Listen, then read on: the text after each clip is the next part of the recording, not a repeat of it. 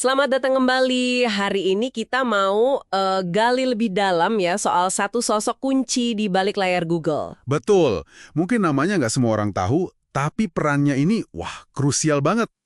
Kita ambil dari buku Inspired-nya Marty Cagan kan? Fokus ke bagian kedua, bab 15, tentang Jane Manning. Iya, persis. Cerita Jane ini kan dari pengalaman Kagan langsung, jadi studi kasus yang bagus banget soal kualitas penting seorang product manager atau PM.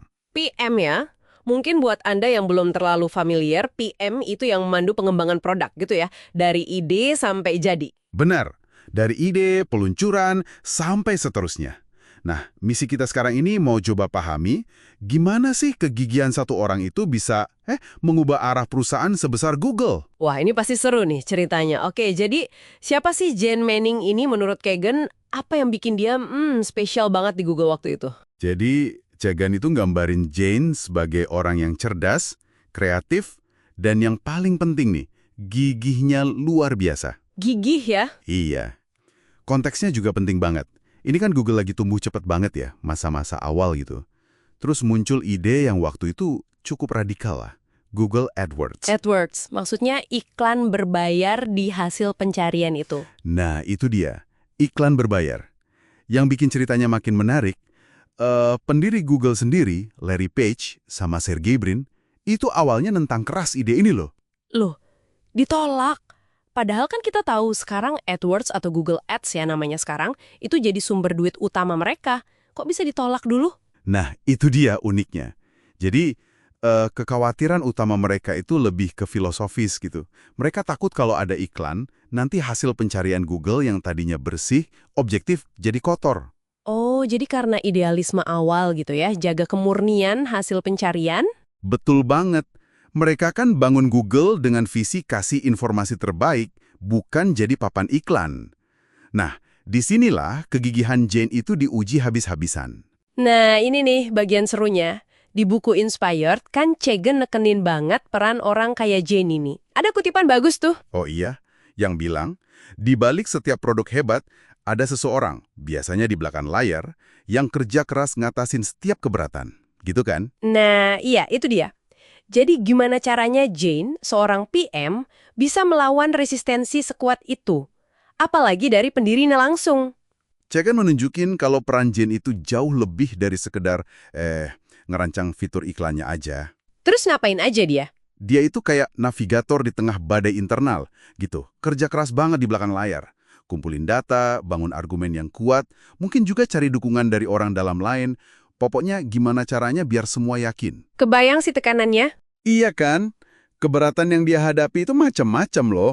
Ada yang teknis, misalnya, ini bakal bikin pencarian lambat nggak sih?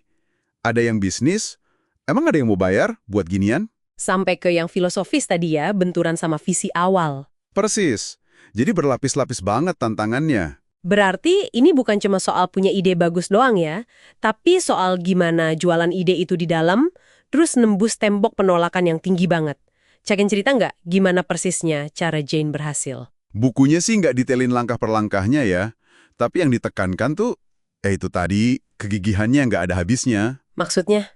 Jane tuh nggak nyerah pasti tolak sekali, 2 kali, atau mungkin, ya berkali-kali lah. Dia terus saja cari cara buat jawab semua keraguan.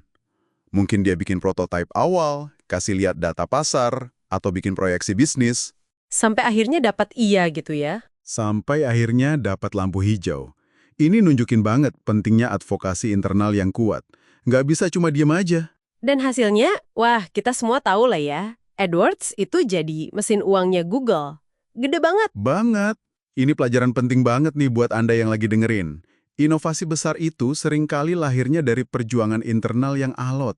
Nggak ujuk-ujuk muncul gitu aja. Betul.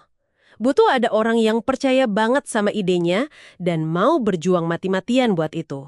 Kayak Jane ini ya. Iya, menariknya lagi nih, Kagan juga cerita kalau setelah perjuangan AdWords itu, Jane sempat ambil jeda dulu dari Google, fokus ke keluarga. Oh ya, sempat keluar. Sempat jeda, iya.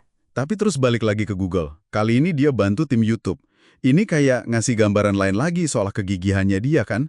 Bisa seimbangin prioritas hidup tapi tetap kasih dampak besar. Sejarah Edwards saja ya. Tapi lebih ke cerminan, gimana produk hebat itu seringkali butuh sosok pahlawan tanpa tanda jasa ya. Iya, pahlawan di belakang layar gitu. Yang punya kombinasi, apa ya, cerdas, kreatif, tapi yang paling nonjol ya itu, kegigihan baja buat mewujudkan ide. Bener banget. Nah, ini jadi bawa kita ke pertanyaan refleksi nih buat Anda semua yang dengerin.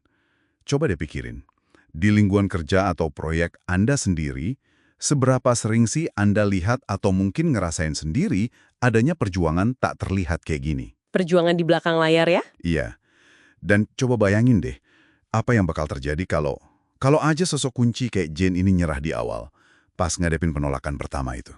Wah, bisa beda banget ya ceritanya Google. Bisa jadi. Ya, ini sesuatu yang menarik lah buat kita renungkan lebih dalam.